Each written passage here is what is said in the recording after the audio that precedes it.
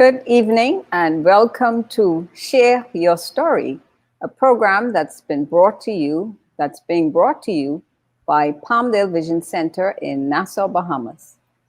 Good evening, and my name is Dr. Ebby Shearer Jackson.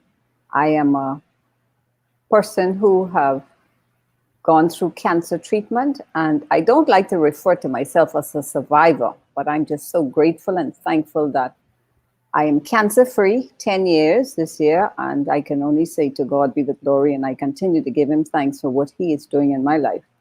And this series came about to just highlight women in our country who have been going through cancer treatment, who have completed, and some who are still going through the treatment. And our goal is to encourage them to share their story and just let others know what has happened, what they're going through, and how they have been dealing with it. So the past 2 weeks, we've had a lot of women come on the show who have shared their journey with cancer. I'm sure you've seen some of them. And I've gotten a lot of feedback from persons who are saying these women are truly tremendous to be able to come on and to tell the journey that they have gone through, and some are still undergoing. And so this is almost the end of October, 2 more days, Friday and Saturday. But the series will go until November the 12th. We have 2 more weeks of series.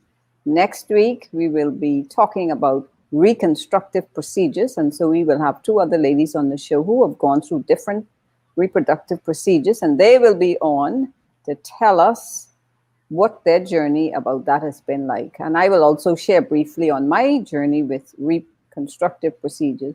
And then the last show, which is going to be the 12th of November, I don't think you want to miss it. We're going to have a person who has metastatic breast cancer, and she's been living with it for the past 7 years. And believe me, her journey is truly a remarkable story. So you don't want to miss it. And we will also be having a medical oncologist on who will be sharing with us and telling us about what he is seeing with breast cancer here in Bahamian women in the Bahamas. So continue to support, continue to watch. If you have any questions you want to ask, you can just type your questions to us. And if we don't know the answer, we will certainly get back to you. Now, this evening, I have a very special guest in studio. This lady, before I met her, I heard about her. I heard her name for so many years, especially after I was diagnosed with breast cancer, but we never met. And I kept wondering, who is Melissa D. Major? And finally, we met at a Cancer Society meeting a few years ago. And ever since then, I said I needed to bring her on because Melissa has been so busy and involved with the Cancer Society for many years. She's been involved with the kids program. She's been involved with the Breast Cancer Initiative here in the Bahamas. And she has been involved in so many other things. But more importantly now, she is a healthy lifestyle coach. And so I wanted to bring her on because she has so much good information to share with persons who are dealing with cancer. And you know, in the Bahamas, our diet plays a very important role.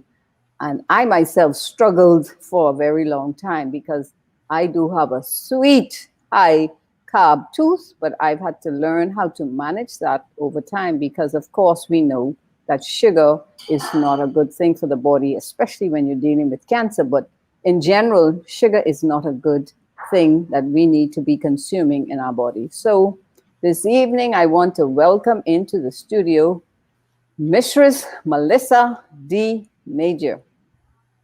Hi, Melissa. Hi. How are you? I'm good. How are you? I am doing wonderful. Good Good. evening to you. How was your day? Oh, my day was good. My day was good. Looking forward to this moment. You're glowing. Okay, you're looking wonderful, and I love the pink. I mean, it's really sparkling, and so it's Thank good to have you you. on. This is Now, like one of my favorite shirts from the Cancer Society. mm, So, this one is a classic. I've had this for a couple years. And before we get started, though, I always like to highlight the groups that are supporting breast cancer and cancer here in the Bahamas. And the first one is the Cancer Society of the Bahamas. Yeah. That is the national group here that supports cancer, all types of cancer. Okay. Mhm. And of course, they have housing space that provides room and board for persons from the family islands who do not have anywhere to stay. Yeah. So we want to highlight the Cancer Society of the Bahamas, and we want to say to the public, please, this is a difficult time in terms of them having programs and being able to draw support, but we want you to keep them in the forefront of your minds and donate to them. Please, Yeah. the monies go a long way. And for Yeah. persons who have benefited from the facility, it's so important to give back, to teach your children and others to give back because you are blessed because of what has been blessed, provided for you. And then the Sister Breast Cancer Group. That group has been doing a tremendous work with women and now even men. And Yeah. so they've opened up to men and even to children.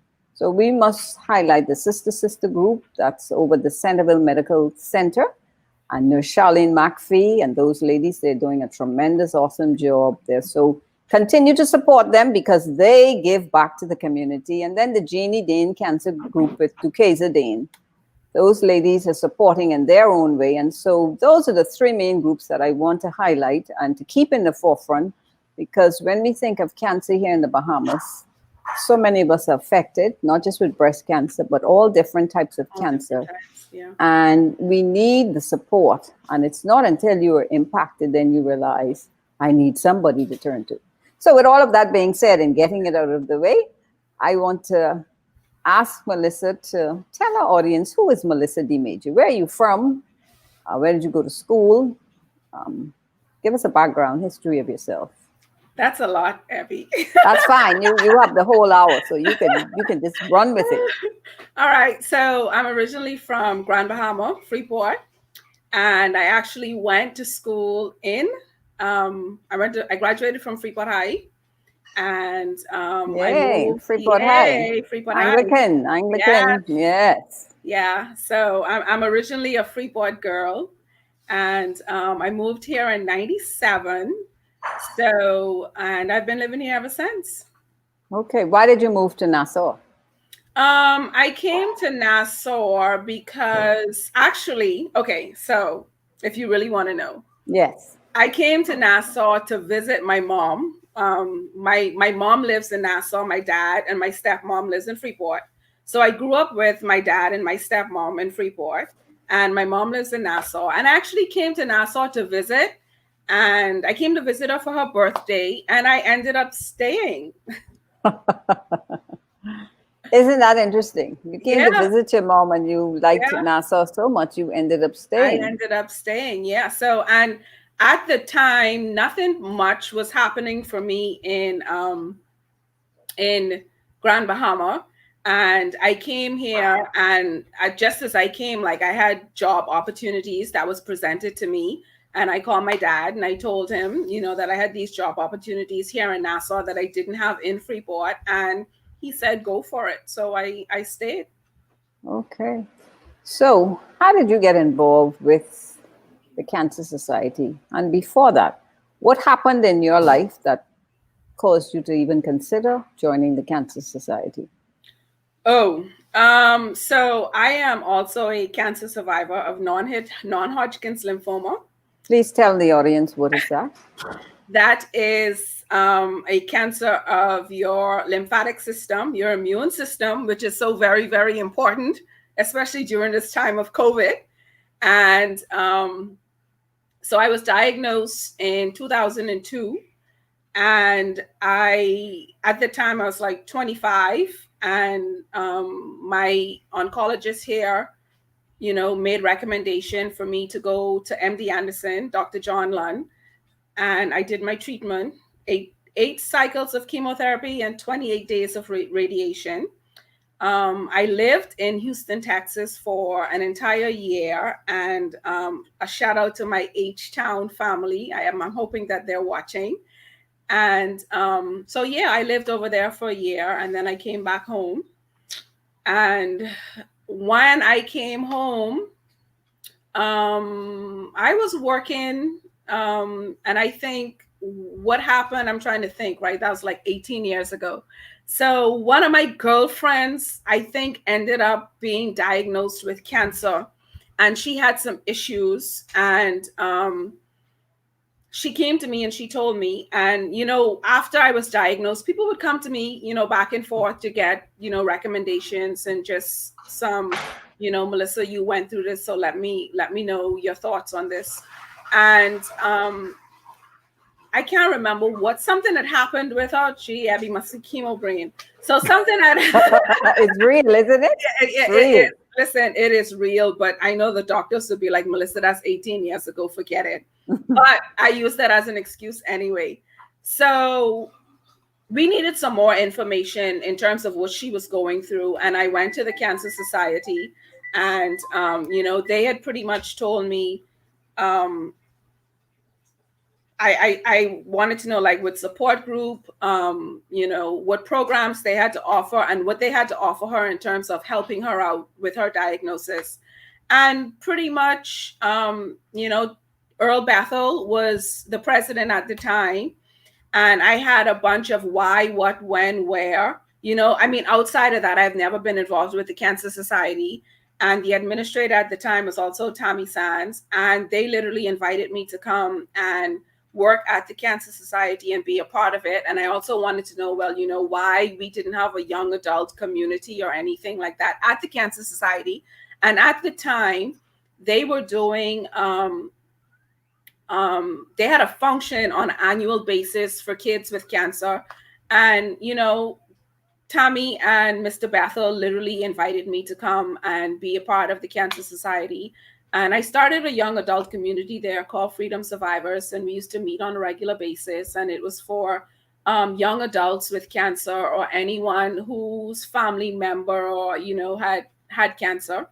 And that's pretty much how I got involved with the Cancer Society. Now, we're going to backtrack a bit. You had Hodgkin's lymphoma, okay, which is a cancer of the immune system. And you had to do chemo and radiation. What was that like for you? Can I tell you that I remember this as clear as day. And when I was diagnosed, so I had a tumor in my chest as big as a grapefruit. And it was resting on my heart, right? And I was having these chest pains like all the time. I had stuff that, this was before the cancer, like stuff, like I had rash all over my skin. I was having infections, sinus issues. I was having colds. Like I was sick for like off and on for like 3 years. And, typical Bahamian, oh, it's just your sinus, take some sinus meds. Oh, it's just, and I had this chest pain, went to the hospital. And when I went to the hospital the first time, they said, oh, Melissa, you're probably stressed out. I was working in the bank. You're probably stressed out, go home and rest. And I went home and rest, and the chest pain came back, and I went back a second time. And, they put me on I can't remember what it was, but they put me on some something for the stress, right? It wasn't antidepressants, but it was like a muscle relaxant to help me relax. Some Xanax type drug or something like that. No, it wasn't like a Xanax. It was like a Xanax is like psychiatric. But anyway, so the second time I went to the hospital, and the doctor questioned me and what's going on in my life and work and family, and because now, mind you, let me just put out there, they ran blood work. They did, what's it called? ECG. They did everything to figure out what was going on, why my chest, blood work, everything, but they couldn't find anything, right? And at the time, I've always been into fitness. I've always been very active. I've always been in the gym, and they couldn't find anything wrong with me. The third time, I remember this night, Dr. Ebby, I was at home listening to Prince. I love Prince. Listening to Prince, lying on my tile, and this pain came back. And I tell you no joke, I saw a light, some light.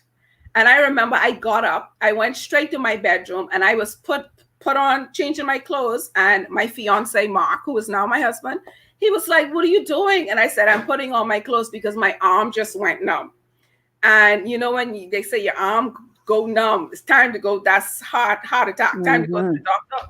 So he was like, "Well, what you gonna do?" So I said, "I'm going to the hospital. Are you coming with me?" So he was like, "Are you gonna drive yourself?" So I was like, "I'm gonna get there. Are you coming?" So he was like, okay, calm down. Now, Mark is very calm, right? I am the, so put on my clothes, went to the hospital, and coincidentally, it was the same doctor the third time. The same doctor was always at the emergency room every time I went.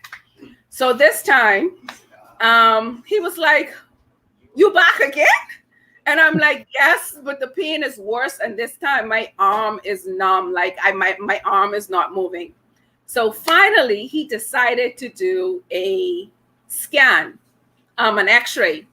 And when he did this x-ray, he said that we're going to have to admit you because we see some phlegm. I remember this. We see some phlegm in the scan. And I was like, "What?" And I said, I literally said, "Is it cancer?" And he was like, no, just some phlegm. And, he was like, "Why y'all Bahamians always just go right there, And I was like, "Okay, fine." So he was like, we're going to admit you in the hospital and we'll have the thoracic surgeon come in to have a look. No, he didn't say that. He said, "We'll have a specialist come in and check out your chest." Fine. I was admitted in the hospital. The next day, the surgeon came in, and little did I know, I was admitted for, I think the surgery was called a triple bioscopy or something like that. So he had to literally go in. The tumor was so big, he went in through my back, and he did a biopsy of 3 sections of the tumor because it was so big. And so I was in the hospital like 14 days after that. And then they let me out. And my thoracic surgeon was actually Dr. Sands. And, he didn't tell me anything while I was in the hospital, but he spoke to my family. And, my dad flew down. He spoke to my mom, my fiance at the time.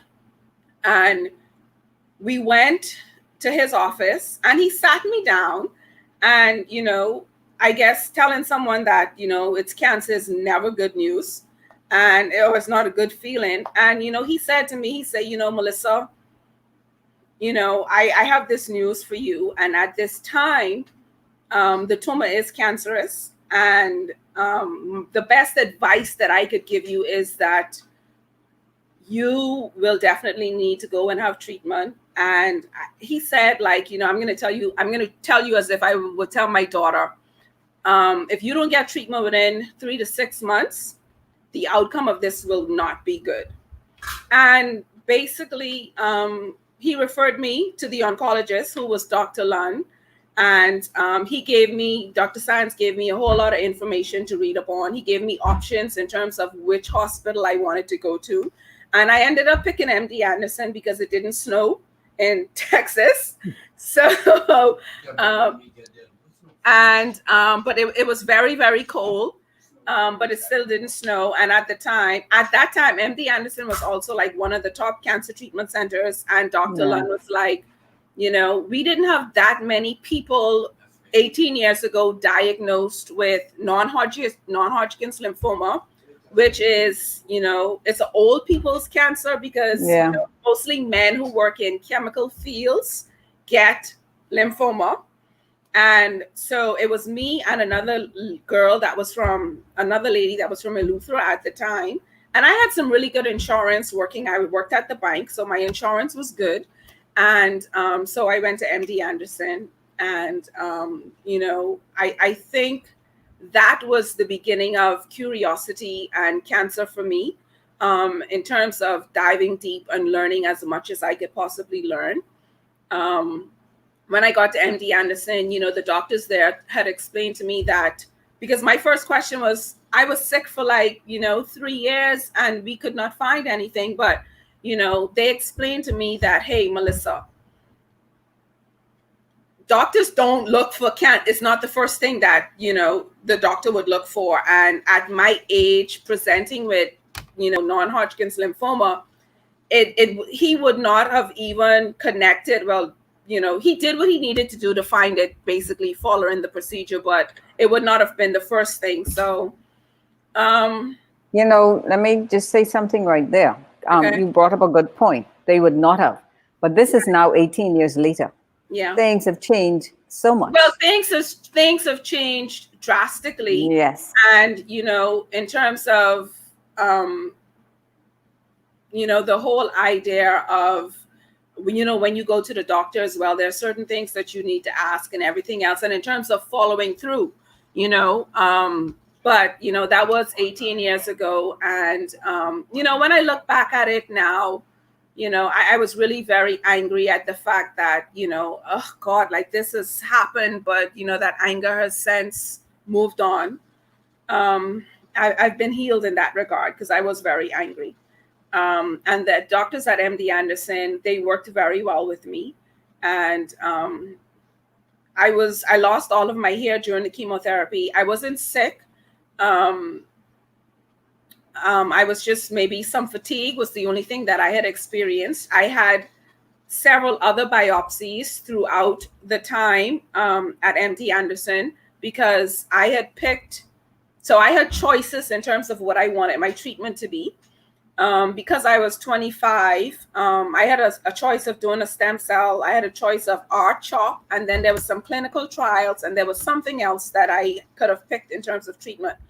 I picked the R-CHOP because it was the only treatment that would have allowed me to possibly be able to have a child. If I'd done the clinical trial that was available at the time, or if I'd done the stem cell, I wouldn't have been able to have any children. And I also didn't have any money to freeze my eggs. So I went with R-CHOP. And, at the 7th cycle of R-CHOP, for whatever reason, the chemo appeared not to be working. And at that point, after, like, I was coming near the end, like I was really tired and drained and I was done. And I was telling the entire MD Anderson, God had healed me and I wanted to go home. Like, I am done. I'm not doing. And they were like, Melissa, we need to do this biopsy because at that time, the tumor was big as a lemon. And it was mostly just scar tissue, but they really needed to go in to make sure nothing was cancerous. And so we did that. And it just so, and my cousin lived with me the entire time at MD Anderson. And I remember me and her having a conversation because I told her to us, like, I'm not doing this biopsy. God has already healed me and I'm going home. I'm done. And she was like, no. If God has healed you, you need to show them. Let them go in, do the biopsy and see that there is no cancer there. And then we can go home. And it just so happens that, she convinced me. I did the biopsy and there was no cancer there. And so I did my radiation and I was allowed to come home. To God be the glory. And this is 18 years later. And this is 18 years later.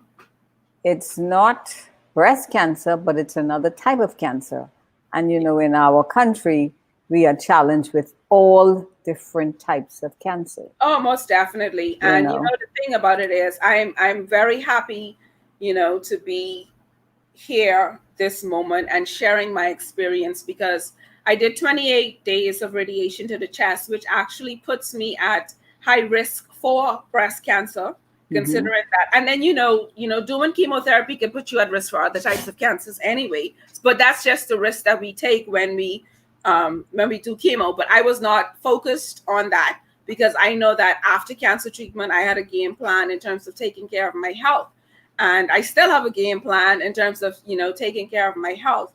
And just the fact that I am a woman puts me at risk for, and environmental factors put me at risk for breast cancer. So I'm very honored to be here and share this with, our viewers.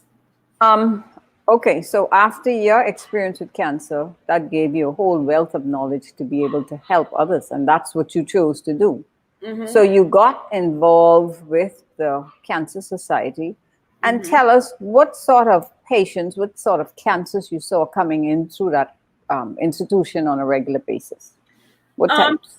can I tell you that working at the Cancer Society, that was, I like, just the thought of it now, I'm getting goosebumps. I hope I don't burst out crying uh, on the screen, but that was a different kind of, experience. And I could definitely say that the Cancer Caring Center, like, I have met so many people during the time. So my position with working with the young adult community, let me just rewind to say how I ended up. So I first I was volunteering with the Cancer Society as the doing the support group with the young adults, and I was doing some events, and I'm just volunteering wherever I had an opportunity. And at that time, I think I might have been doing counseling with cancer patients as well. Whenever persons call and they wanted somebody to talk to and that kind of thing, I was doing that at the Cancer Society. My career has always been in banking. So I was at CIBC, Citibank. Citibank had a budget cut. I was a part of the budget cut and I got laid off. And, at the time, the Bahamas Breast Cancer Initiative was getting started. Dr. Lunn was my oncologist, and he had told me about the breast cancer initiative and that they were looking for an executive director. And he said I should apply. And I applied, and I met the former U.S. ambassador, Ned Siegel and his wife. And Denisio Diaglo was the president at the time, and they hired me for the position. And it was a great opportunity working with the scientists and all of the oncologists here, doing the Uh, research for the BRCA gene. Please tell our audience, listening audience, what is or was the Breast Cancer Initiative? Because we need to know So the that. Bahamas Breast Cancer Initiative basically was formed to assist with doing the BRCA gene testing. And the BRCA gene is BRCA, BRCA just stands for breast cancer. The BRCA gene 1 and 2 is a gene that puts women at high risk for developing breast or ovarian cancer or in their lifetime, as well as men can develop prostate or breast cancer as well. And so we were doing the research on testing Bahamians to see what the prevalence of the BRCA gene was in our community. During the time that I was there, I think we might have tested probably, I want to say almost 3,000 persons. I really, I can't remember the number out of my head. But, we have a high prevalence of breast cancer in the country, as well as the BRCA gene. And this research was very important because, next to the Jewish population, we have the highest in the world. And so having the opportunity just to get out and educate the Bahamas on the BRCA gene and getting persons in, doing the fundraising for the foundation, working along with the doctors, like I said here. The entire basically oncology team was a part of the Bahamas Breast Cancer Initiative. They were also involved with the Ministry of Health, as well as Komen Bahamas had played a significant role in helping with the process as well. We went to different family islands. We did a big project with One Eleuthera Foundation in Eleuthera. We didn't go to Grand Bahama, but people were coming in and they were definitely getting tested. So I was there with them for about 3 years. After I had left the Bahamas Breast Cancer Initiative, then I went on to the Cancer Society, and I was the programs and education coordinator at the Cancer Society. And my job there basically was to coordinate programs for the Cancer Society. I've also worked along with the Ministry of Health, with the Healthy Bahamas Coalition team as the cancer awareness lead, going into the schools, educating on cancer prevention, organizations, educating on cancer prevention. And so working at the Cancer Society of the Bahamas, like I've been involved, my daughter is 12. So I've been involved with them, during that time. And I can surely say that the Cancer Caring Center is a very, very special place. It's home away from home, and it caters to all cancer patients, no matter what level you are at, no matter what type of cancer that you have. The majority of cancers that came through was, predominantly breast cancer. But definitely, I've seen it all from breast cancer to head and neck cancers, prostate, colon cancer is also another very prevalent one. Um, um, I've met somebody that actually had tongue cancer as well. So I've seen it all, and the and the age vary as well, because I was trying to think, some of the persons were relatively young as well. Do you remember the young baby from Abaco? Yes, Yes. definitely. Harmony, you remember Harmony, yes. Yeah, and so you and I, we did support group at the Cancer Society, One Love Crew, and that was a great opportunity, as well as even during that time, I had the opportunity to work with Dr. David Allen and his team, People Helping People, and they came through and did some counseling with the patients as well. We had an amazing program going on there. And Angela Ward, who was one of the therapists, psychiatrists with the People Helping People, who was also a cancer survivor. And she had since passed. She had literally became like a mentor to me in terms of, Melissa, you need to make sure that you empty your mental garbage can, and helping me out with being able to counsel the patients that was there. So it has been a good, wonderful learning experience, a spiritual journey to say. But Question I have: how do you find our Bahamian populace in terms of wanting to do counseling when they're dealing with cancer? So normally at the Cancer Society, the patients that were there, they were very open to coming out and doing treatment, but that's probably because they were there.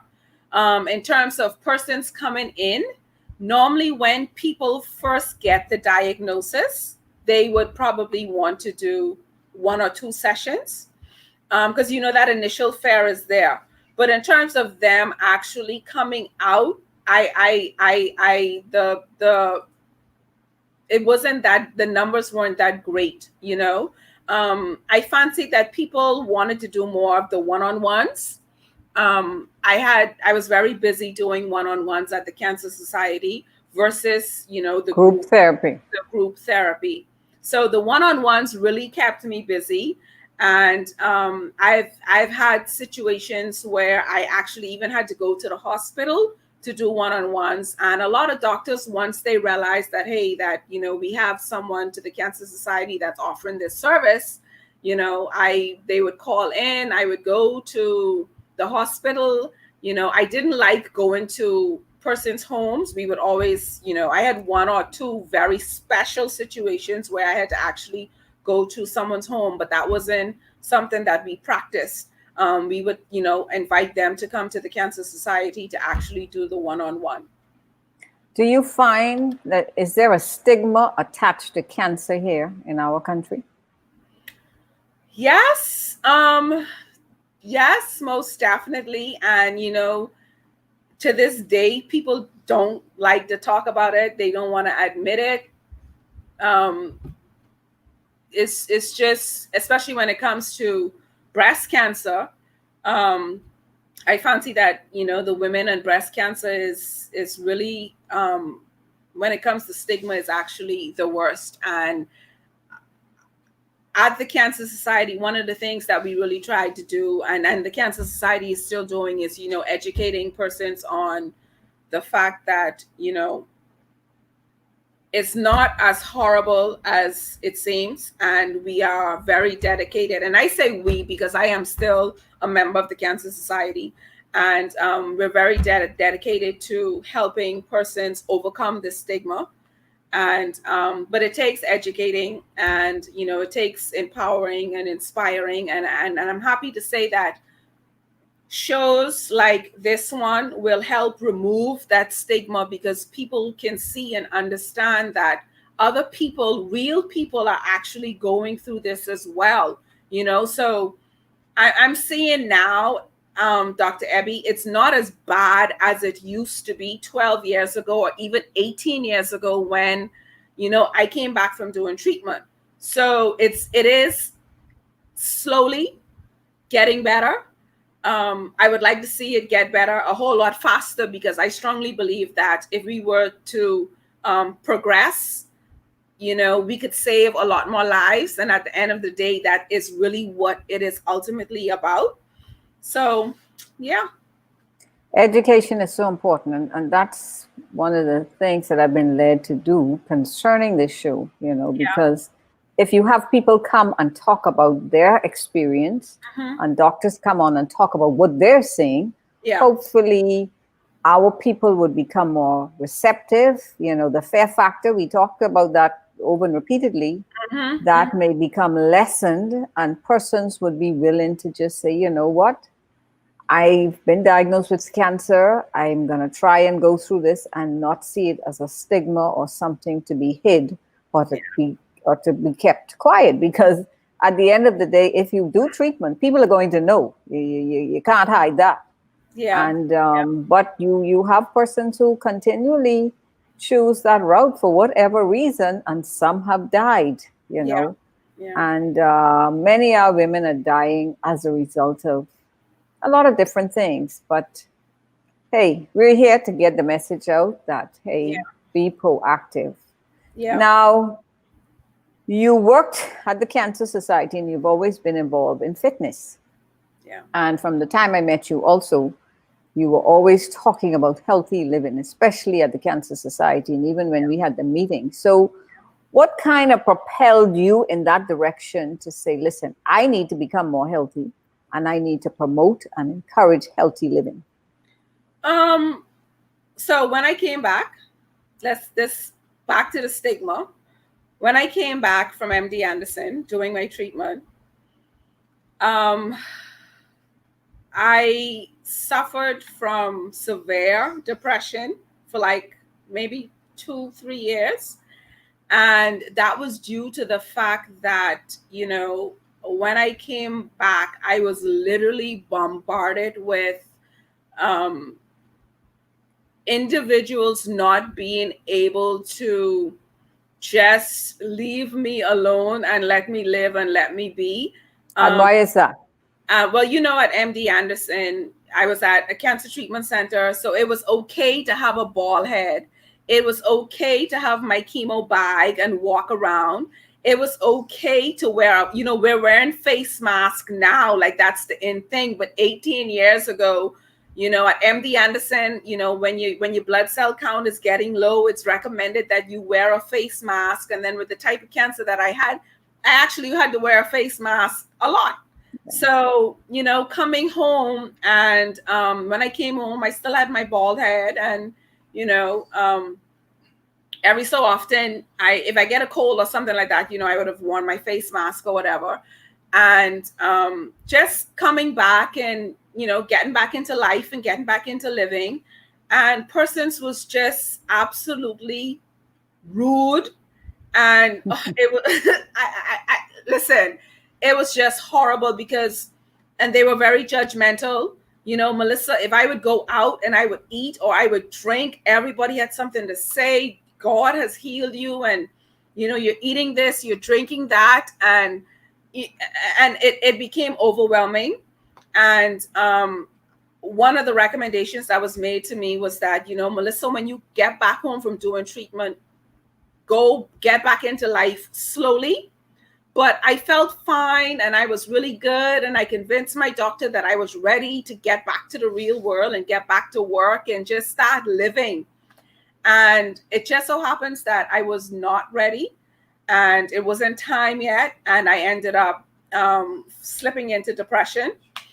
And it was tough. I had to see a psychiatrist for like 3 years. I ended up taking antidepressants and all these other things. And, he made it that a part of my therapy was actually working out, fitness. He said, Melissa, I'm putting you on these antidepressants, but you're not to be on these for forever. You're to come off of this, and this is how we're going to get you off of it. And, at that time, and my psychiatrist at the time was Dr. Nelson Clark, and he was absolutely amazing.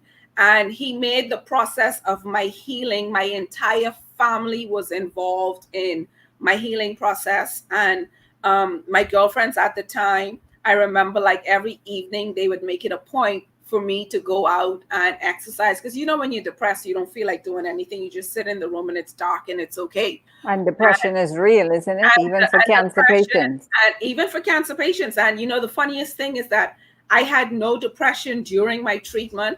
I had no depression before my treatment, but after my treatment, that's when the depression literally set in.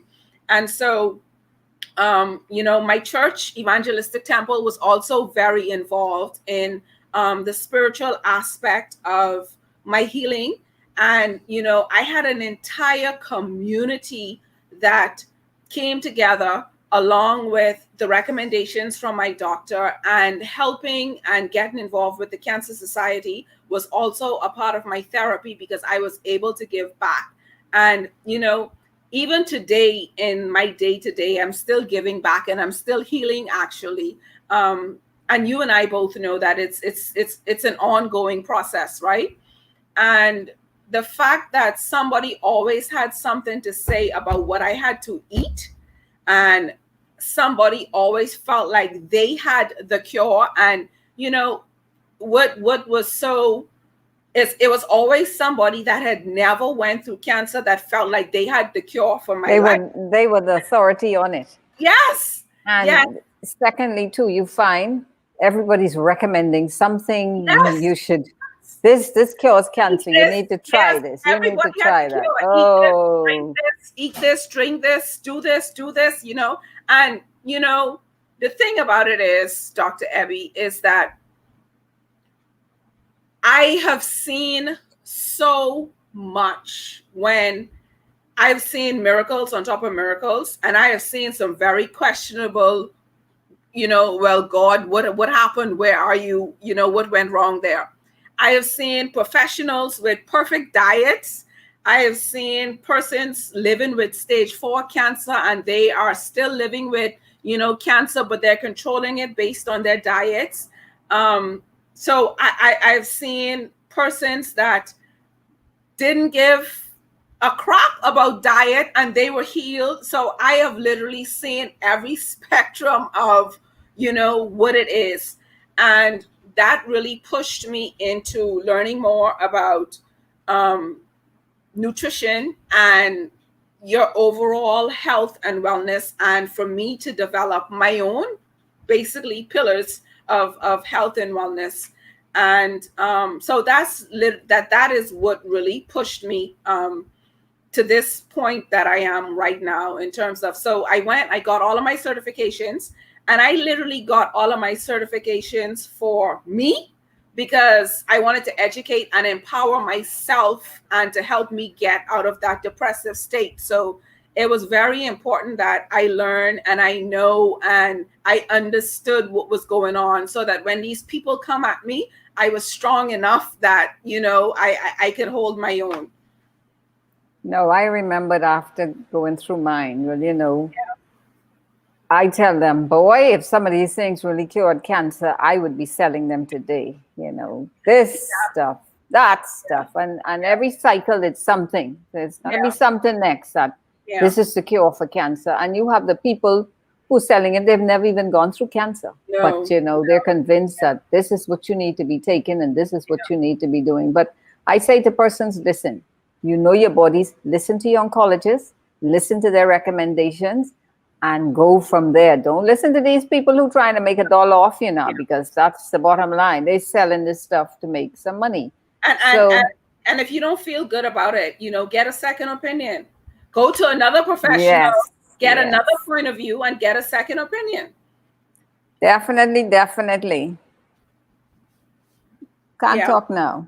Definitely, Melissa. So that is key. That is key. Sorry about that. Yeah. So now you are a healthy lifestyle fitness coach. Yeah. And you are encouraging persons, and not just cancer persons, just Bahamians in general, because our comorbidities are just off the chart. Yeah. And we live in a COVID environment, and our people need to become healthy. So you are pushing and encouraging patients and people to move to a more plant-based diet. And if you listen to the medical people, the oncologists, they are saying that also. In fact, when we bring one on the 12th, he's going to even say, he's telling his patients, listen, especially cancer patients. So after you've gone through chemotherapy, we have to become serious about what we put in our bodies. And I say to persons all the time, we are what we eat. Yeah. And I know for me, it's a struggle, but I'm getting there. People look at me and say, oh, you're not big, you're not fat, but I know what I'm fighting with. Okay, so I have to be conscious of what I am putting in my body. So tell us more about what is a plant-based diet and why you're encouraging Bahamians to become more involved with that. All right. So basically, a plant-based diet is, the premise of it is just basically eating more plants, getting more plants in your diet. Most persons that do plant-based, they don't eat, it's not vegan. I'm just gonna say, when you explain that and vegan, because people think plant-based is vegan. No, vegan basically, you don't consume any animal protein on a vegan diet, as well as a lot of vegans, they don't even wear anything related to animal, like you have like the leather coats or the fur jackets or anything with any type of animal. Vegans do not indulge in it, right? Now, with a plant-based diet, some persons, you eat the majority of your diet, of course, is plants. But in terms of, you are allowed to consume a bit of, at least some people would consume, no, I wouldn't say that. So plant-based is, it's just that, it's just more plants. Veganism, on the other hand, you could, persons might eat like an egg here and there, or something that might have a little bit of protein inside of it, animal protein inside of it, but it is not a lot. What was the other part of your question? I was asking you, how did you transition into more plant-based and encouraging people to incorporate more of that in their diet? Yeah. Okay. So 3 years ago, so after I left the Cancer Society, I started health coaching at Solomon's Fresh Market.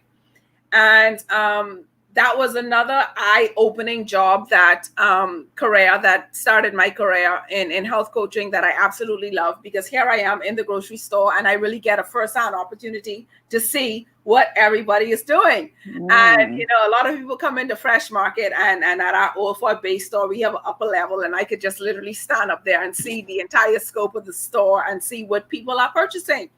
And, I realized that a lot of what our Bahamians come to purchase is really processed foods. We don't go to the produce section hardly ever, outside of buying our typical celery, sweet pepper, onions, and tomatoes and lettuce. And that's basically it. And so literally when COVID started, a few of my clients reached out to me and they were like, Melissa, I don't want to put on any weight. You need to do something. This was after the first lockdown. And so on the lockdown weekends, I basically was coaching them on, what to do. Now, the plant-based lifestyle, one of my doctors years ago, I had some issues with an ovarian cyst. And one doctor was saying that he wanted to perform surgery, and the next doctor was saying, no, you could reverse this if you was to change your diet. And at the time, I was eating meat and all that other stuff as well. And he said, the doctor that was suggesting plant-based was like, give me 30 days. And I didn't want to do the surgery because, like, I have went through so many surgeries in my lifetime. I just absolutely, if I don't have to do it, I'm not going to do it. And so this doctor, pretty much took me under his wing, and he taught me the ins and outs of a plant-based diet and what it can actually do for your body. And so during the process of, he was able to reverse the ovarian cyst. It went away. I experienced optimal health, feel really good. And so during the COVID, I use the lockdown weekends as an opportunity to really talk to my clients about the plant-based diet and my experience with a plant-based diet and transitioning to that. A lot of people, the transition, a lot of people, they want to effective immediately. Oh, I'm plant-based. Or the minute something happens, oh, I'm vegan. But, after 2 or 3 days, but better yet, after 7 to 10 days of doing it, they can't stick to it, and they end up going back to what they were doing before. So during the whole COVID, I was coaching clients on basically how to introduce more plants into your diet. And I came up with a very simple methodology and introducing, reset meals. I call them reset meals. And you don't have to change anything at all, but you just have to implement these meals into your day-to-day. And from there, then we go into more of the plant-based lifestyle. I'm not 100% plant-based yet. However, I'm maybe 80%, 75, 80% plant-based. But it is a work in progress. And I hope to be able to, go through the process of transitioning. I could see myself getting there, Dr. Abby, because the feeling, as you know, is amazing. The energy level is just totally, it's unbelievable. Before I just talk a little bit about my experience with it now, you brought up a point about the fact that you had an ovarian cyst and you changed your plant-based diet. A lot of women don't realize it's hormones in particular with their bodies. Yes. That, plant-based is probably a better type diet and lifestyle for them. For right. Endometriosis, a lot of cysts, hormonal changes, because and they breast do, as well, right? Yes, breast cancer for sure. So yeah. we do need to be eating and introducing more plants to our diet. Now, for me, I'm a marathon runner. So, of course, I need the carbs. But the type carbs that I've been consuming over the years have been poor carbs, really and truly, And I noticed that after 20 miles or so, I tend to just kind of hit the wall, do not have the energy to finish a race. Yeah. So 2 months ago, I started the plant-based reset lifestyle with Melissa, and I could feel the difference with my energy level and running. There's definitely a difference. Secondly, I never consume much water, even though I'm always running. And I was introduced to having to drink at least a minimum of 50 liters, half of your body weight on a daily basis. And I said, oh my Lord, I am not going to make it. Yeah. I'm running back and forth to the restroom in between patients and whatever have you, but I'm getting it in, and my body is adjusting. So it's improving, and I can drink a lot more. And surprisingly now, when I don't get it in, I start to crave it and realize, hey, something here. Yeah. So I'm getting ready to run a marathon soon. So I'm anxious to see how this is going to play out in my running, especially after about 20 miles. So I'm looking forward to it. But the other thing too about plant-based, when I used to think of plants, yes, I just think of lettuce, tomatoes, salads, and so on and so forth. but now I've been introduced to a totally different lifestyle of eating, roasted, so many yummy, yummy, delicious stuff and things like that. And I'm not going to get into much of it because I want to encourage Bahamians to, if you are serious about your health and lifestyle, check out Melissa Major and her Reset program. It is truly a tremendous program and it works, ladies. And for all of us who want to be healthier Bahamians, we need to consider it. Now, talk about the exercise aspect of healthy living because Okay, so you've let me always just been say, involved with that. so I mean, in high school, I ran track, I played tennis, and I used to swim a little bit, but not competitively. But tennis and track used to be my thing back in the day, and coming out of that, just working out and just being overall healthy.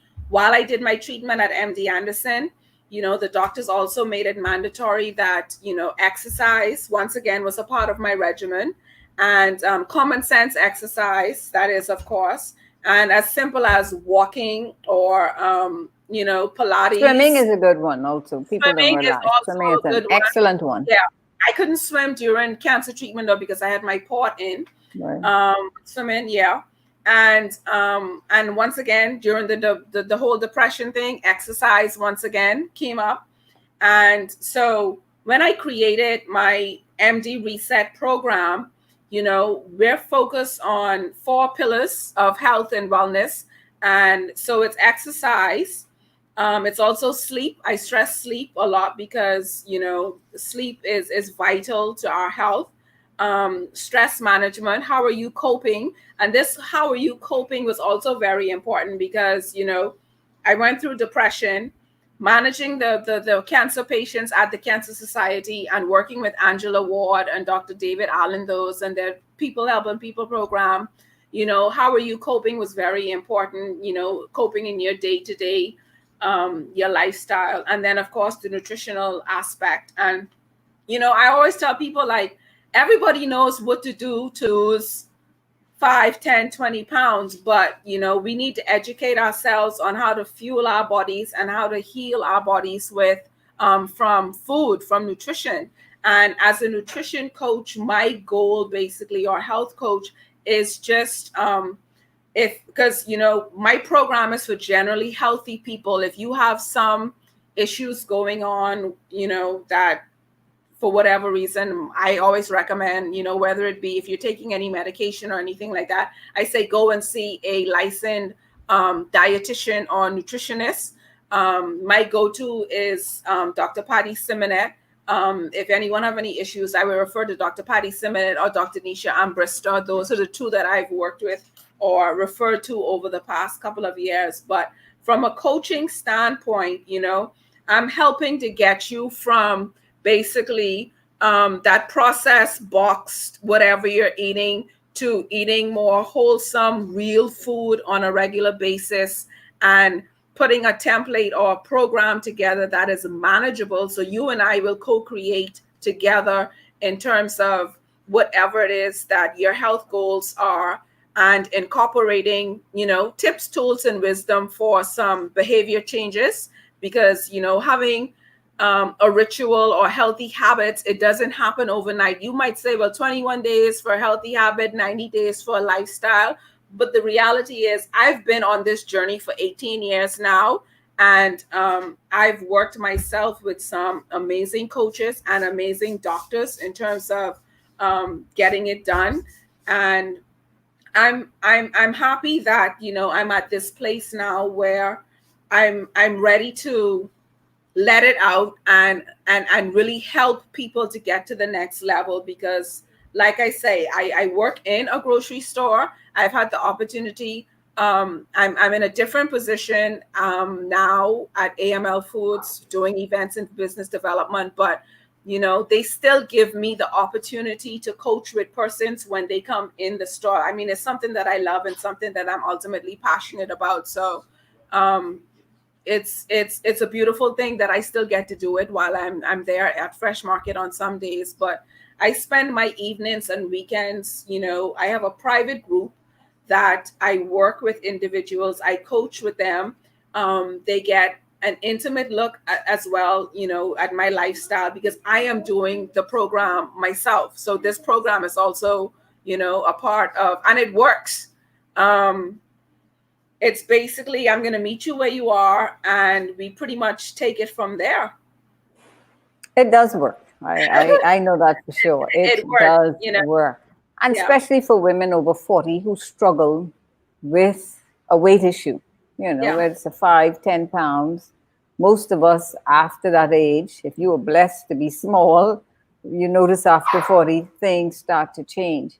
And it's not about starvation, because a lot of us do these quick no. fix No, diets where they starve for this and eat this for 2, 3 weeks, and then they go back to normal, and you see the weight comes on twice as much as previous. But it's a lifestyle, it's a transformation. Definitely. Yeah. And you still get to eat some of the things you want to eat, but it's in moderation, and it's incorporated in the way you're eating. So I want to encourage those who are listening, if you are serious about your health, check out Melissa MD Reset. Oh, very affordable. Very affordable.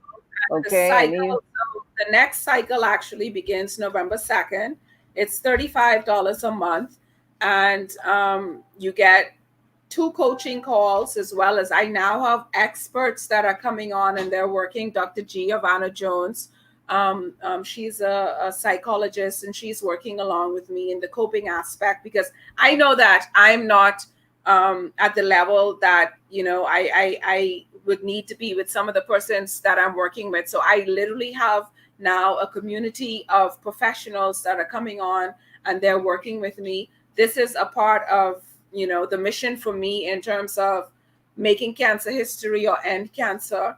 And you and I both know, as much as we can do to help individuals, it's not about just women anymore, because it's men too, like you said, and it's not, the whole MD Reset literally was started because of the fact that, okay, COVID is now happening, and we need to do what we need to do to build our immune system.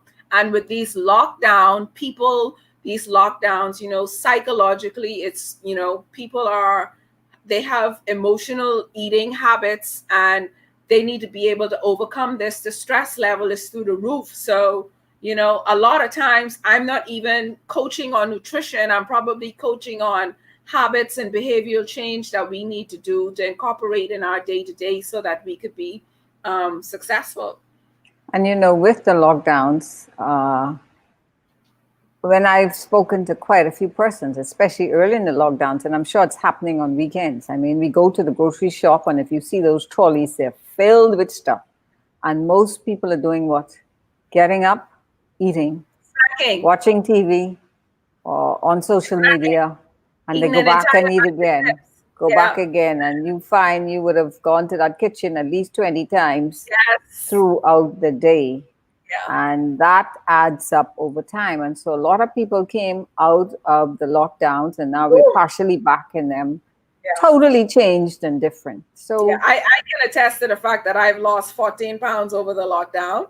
Wow. So I'm very happy. And, we have persons in MD Reset community that have lost 30 something pounds, 20 something pounds. I think one person has already lost like 40 something pounds. So, and we're taking our time with it. We're learning the lessons, and we are eating real food, and we are getting it done. And, we're creating radiant health, and, as often as I could.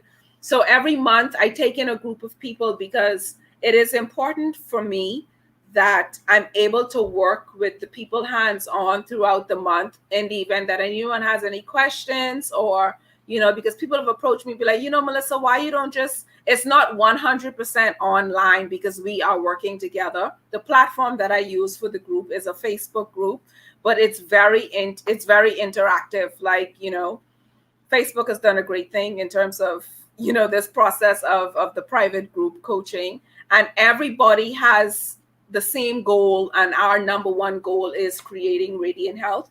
Right now, I think there's probably maybe some 30 something people in there. We're all different, but yet we have one goal, and you have 30 something perspectives in terms of how to get it done. So it's not just like it's a Melissa situation, you know. This is how Dr. Abby does it, or this is how someone else do it, you know. Everyone's process is different, or everyone's road is different, and you know, but you have a new perspective on how to get it done. I absolutely love group coaching. I love sharing. You know, we'll take a butternut squash and you have 30 different ways on how to prepare this butternut squash and how to make it tastier. There are one or two persons in that group that I want them to become my personal chefs, because when they share the type of menus and foods that they create and come up with, I'm like, Lord, I need them in my life. They can do wonders for me. Me you know, too. I'm dull and boring. I could eat the same too. thing every day for the entire week. But Yes. these guys are really creating some They are tasty looking dishes and menus that I'm impressed, really impressed. And the thing about it is a lot of people come in and they're not like, they just, you know, want to get healthier. Their goal is not to transition to plant-based, but they end up transitioning to plant-based. And the beautiful thing about it is it's not just them transitioning to plant-based, because they're doing it. The kids are seeing them doing it. So they're coming in and, you know, they're talking about their non-scale victories that, hey, you know, my kids are now eating more fruits and vegetables. You know, my husband has a reset day. So, and I'm like, you know, my family say, baby, is it a reset day today? Is it a reset meal? You know, like what's going on? So it's good in that it's speaking to the family as well. And, you know, working at the Cancer Society and working in the schools, the kids are the future generation. And as much as we could help them with being healthy and not being the next set of cancer survivors, it's because cancer is not a disease that happens overnight. It starts now. So the fact that they can now grow up and requesting more fruits and vegetables in their diet, you know, optimal health, it's suggested from the Nutrition Journal that 5 to 9 servings of fruits and vegetables a day is what we should be consuming. And you know, the average Bahamian, I've worked with people that do not eat fruits, they do not eat vegetables. The only fruit that they might eat is possibly having a smoothie. So this program definitely is designed. You will not fail on this program. You will learn a lot about yourself. You would learn a lot about your eating habits that you have. And not only that, you know, there is some simple science in terms of we don't count calories in MD Reset. Like I don't even talk about calories because you get to eat unlimited amounts of vegetables, especially. But it's just how you design your plate and having the opportunity once again to do the food store tours at the grocery market. You know, people, simple, you know, nutrition stuff that we think people should know, like they don't know. Like people think dessert is an actual food group, but it's not. You know, it's not. That's my favorite. That used to be my favorite food group, Melissa. That's a lot of our favorites, you know, but it's not. So it's simple science, and it's very practical. It's very doable. I'm not interfering in anybody's role in terms of, you know, giving the cure, or, you know, I'm educating people and I'm empowering people of how you make some changes in your diet, and you're on your way. And the more people eat the fruits and vegetables, the more they learn about, you know, what water really does, the more they learn about what sleep really does, and how the fact that, you know, oh, Melissa, I'm craving all the time. I want the sugar, I want the carbs. And, you know, the simple reason for that is because you're not sleeping at night. So that ghrelin hormone is elevated. And the next day you feel like you're hungry all day. And what you really need is to go to sleep. So it's simple stuff. And then drinking half your body weight in water, because we're all different sizes. You know, your lymphatic system it has like 3 liters of fluid, And so, your lymphatic system, and this is for me and the whole my cancer journey. It doesn't have a pump like the heart where it actually pumps the blood. So, movement is very necessary for your immune system and your lymphatic system to keep that lymph fluid moving. So, water, we're 70% water, like we need water. And we're not drinking water at all. Half the times you're hungry, you're probably dehydrated. So it's just simple things, it's simple tools, tips, and wisdom that we could implement. And if you want to take it further, it's totally up to you as an individual in terms of how far you want to go. But it's simple things. And this is the simple stuff that I've learned along my journey. And now I'm in a place where I am ready to share, and I'm sharing it, and it's working. And people are losing weight. Like, we're not even focused on losing weight, but people are losing weight. We just trying to get healthy, and people dropping weight like flies. Good stuff, Melissa. So much to think about, so much information given, not just to cancer patient, but to the Bahamian populace in general, because as we all know, we are an unhealthy country, believe it or not. Most of us are obese and overweight, and we live in challenging times. And persons would say, oh, but it's so expensive to eat healthy. It really isn't expensive to eat healthy. It is what you are choosing to put in your bodies and what you're choosing to purchase. And it's your portion sizes. Yes, definitely. Portion size is very important, because we shop blindly, we cook blindly, and we are constantly eating, and we don't need to be constantly eating. So we eat to fuel and we eat to heal.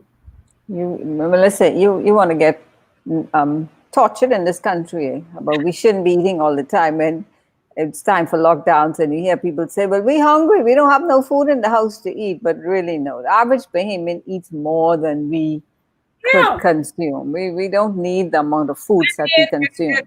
Right, but if you think about the average person, and I give this example, once we get started on the coaching program, the first group that comes in, one of the things that Jessica say, get on my case. So one of the things that I always talk about, one thing that is not allowed in my program is snacking.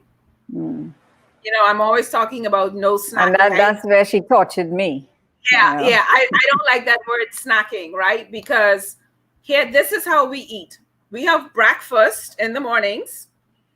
We have a snack, and then we have lunch, and then we have, a late afternoon snack. I always joke, when I go to pick my daughter up from school, and I'm guilty of it as well.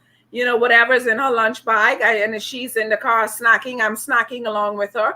And then you go back to work, and then you're sitting to your desk, and it's that afternoon funk setting in where you're feeling kind of sluggish, like you need some energy. So you go to your coworker, and they have some crackers and chocolate, or some of them nasty tea cookies or them digestive cookies, and you eat the cookies, and then when you get home, you're touching on too many people's toes now, Melissa. Come on.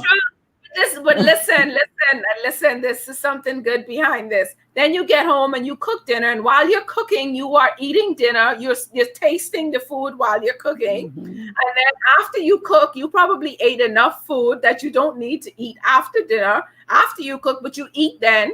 And then so you go to bed and you lay down to go to sleep. For whatever reason, you can't get to sleep. So you get up out of the bed and you go straight to the kitchen, and you go to the cupboard and you get maybe some chips and you drink some water, and then you go back in the room. See, Tamika saying, yes. See, they're agreeing with me. And so you go and you lay back down, and you can't get to sleep. Your mind is just racing. And so you get back up and you go back to the kitchen and you get something to eat again. So the average person, Dr. Ebby, eats about maybe 12 to 14 times a day. If you're going to eat every time you eat, your pancreas produces insulin, right? Hormone. Our hormones are very, very important. And I talk a lot about insulin in MD Reset, because this is so good for the diabetics also. I hope they're listening. Diabetics, yes. A lot of people in our country are also pre-diabetic. And what ends up happening, you know, and we're going to end right after this because I feel like we could be talking all night. What ends up happening is that, you know, the pancreas is constantly producing insulin. And so the insulin, the body the insulin is either sent to, you know, your brain, your liver, your muscles, wherever. And, you know, once those areas are properly fueled, there's nowhere else for the glucose to go. Except in the blood into your fat cells. And we are constantly worrying, why? Oh, I putting on so much weight because we're eating too much. And you go to the doctor and your doctor's like, oh, you're pre-diabetic. And, you know, the first thing I say is stop the snacking. So, you know, we talk about that a lot inside MD Reset. And, you know, even as it relates to cancer, so much things happen to your body before cancer even happens, in terms of, you know, all kind of things, you know, when it comes to sickness and stuff like that. But hypertension, cholesterol, you know, certain cancers are also preventable, based on your diet.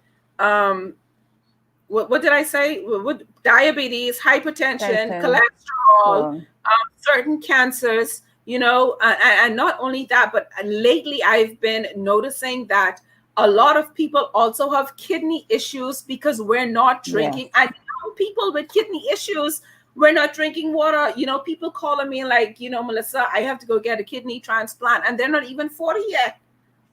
So our system is overloaded with kidney disease.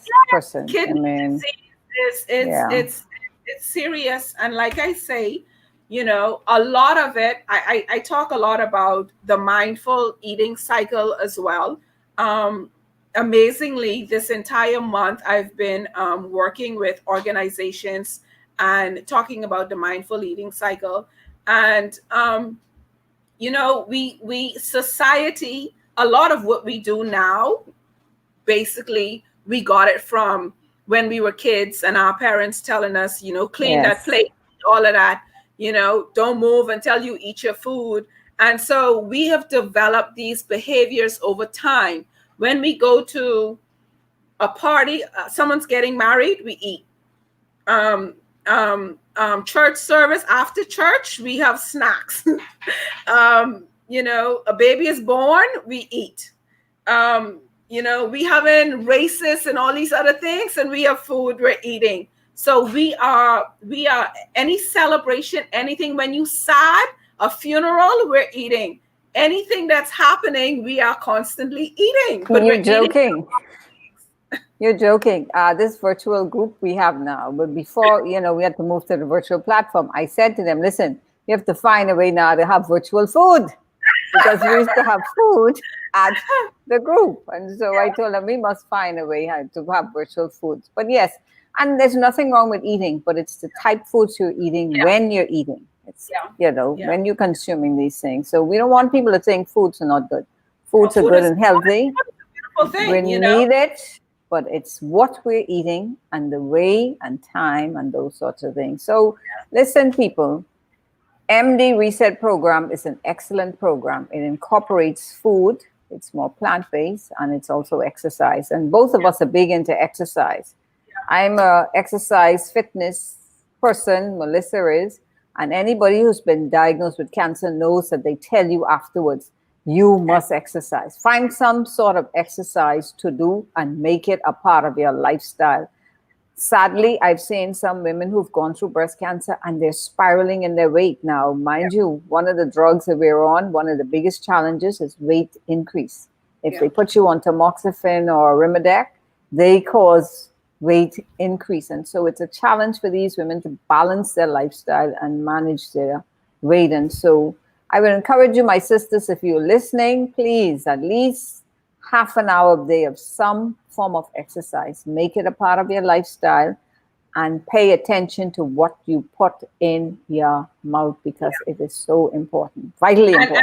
And breast cancer, like we said, like, you know, it's hormonal, you know, and our hormones basically control our entire bodies, and we're not educated enough as it relates to hormones. And as women, you know, some of us just don't really pay attention to what is going on. And I always tell when I go out to do the health coaching sessions, you know, once you hit the age of 35, you need to start paying attention to what is going on with your body. With your body will start having some serious changes. So between the age of 35 and then you hit 40, and then when you're getting in those perimenopausal stage and life start happening and them hot flashes popping in every other month and you feel like you're dying.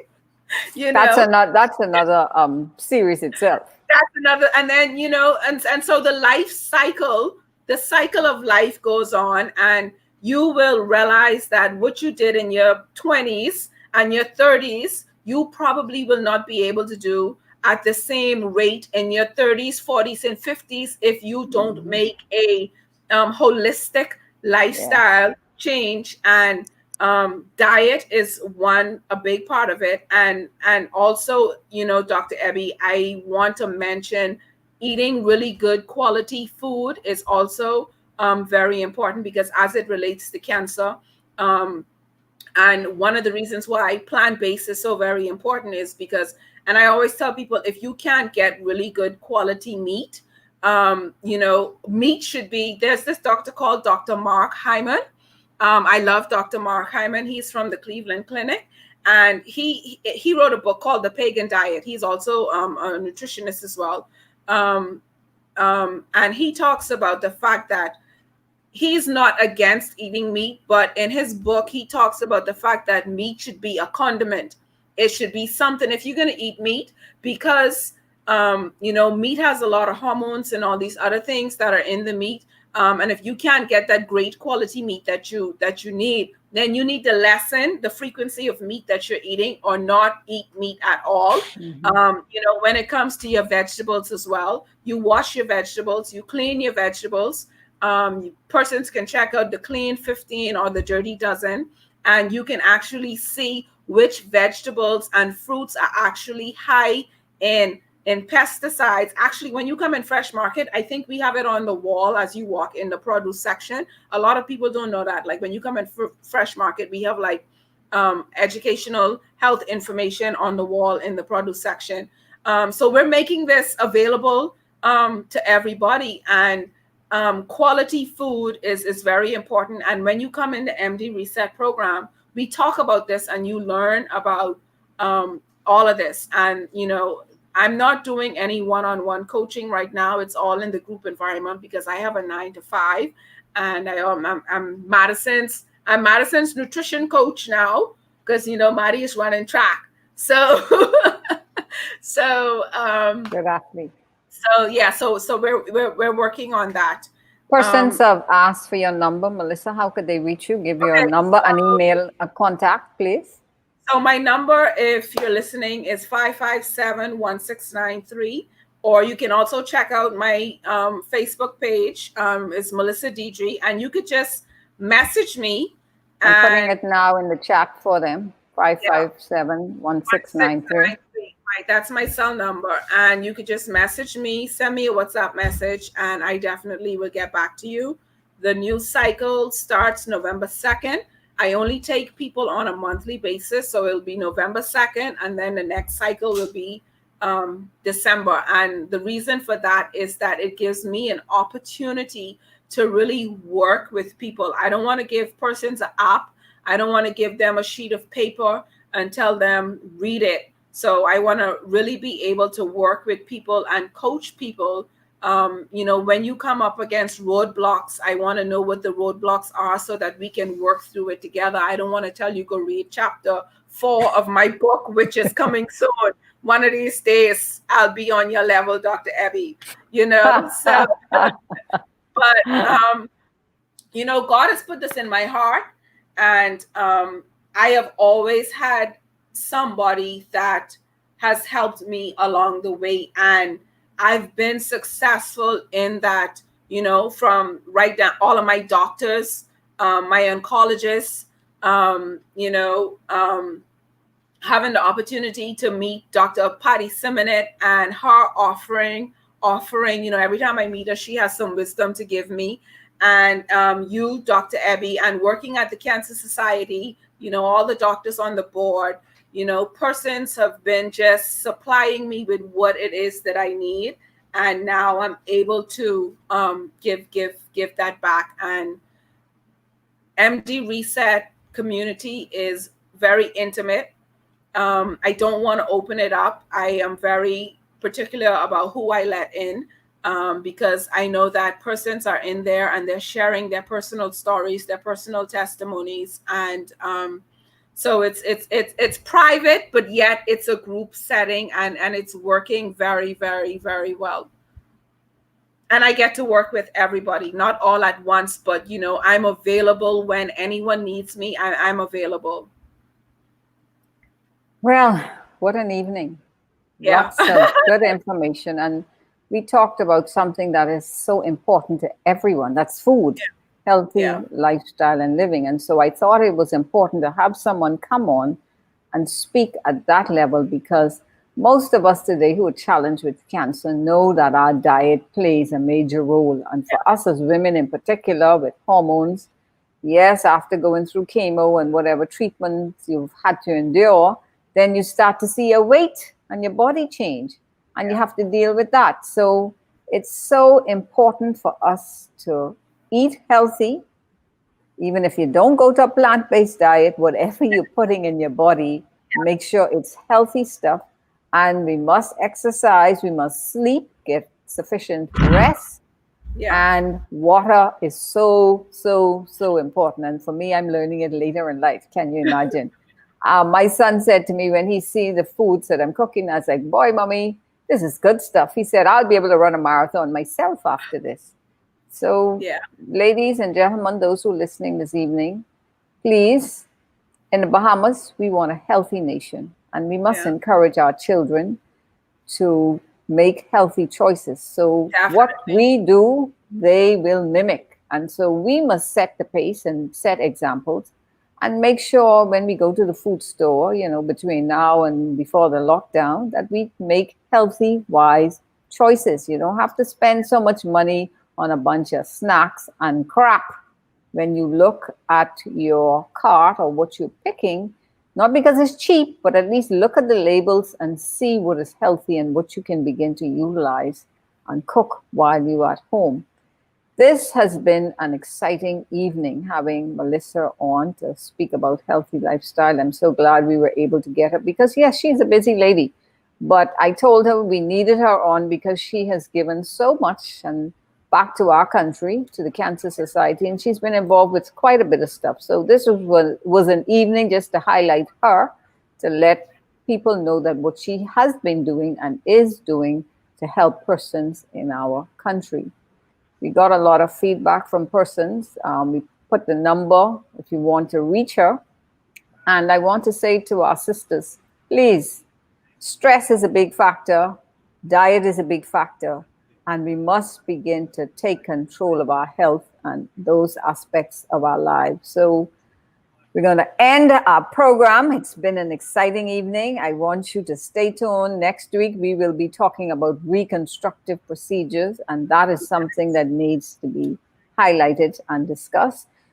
Tomorrow, which is the last day of breast cancer awareness, the Cleveland Clinic is running a program at 11 a.m. I'll be speaking on that program along with two other doctors, and I will be talking about my journey and some of the things that I've had to encounter. So if you're interested in that, there is a link. You can just send me a message and I can send you the information on that. That's at 11 a.m., not tomorrow, on Saturday morning during the lockdown.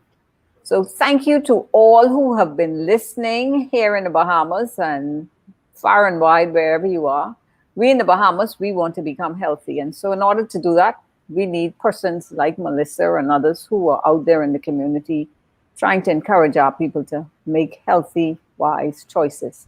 And so this has been a platform pretty much to provide education to all. My name is Dr. Ebby Jackson, and thank you for having Melissa D. Major in studio this evening. And so until next week, please Let's be healthy. Let's stay safe. We live in a COVID environment, so let's do all we can do to try to control and assist our immune system. So good evening to all, and we will see you again. Thank you for joining us. Brought to you by Palmdale Vision Center. And of course, I have to say a big shout out to my hubby, Mr. Theodore Jackson. He has supported me. He has done a lot of work to help us provide these programs. So thank you to him, and we will see you again next week. Good evening.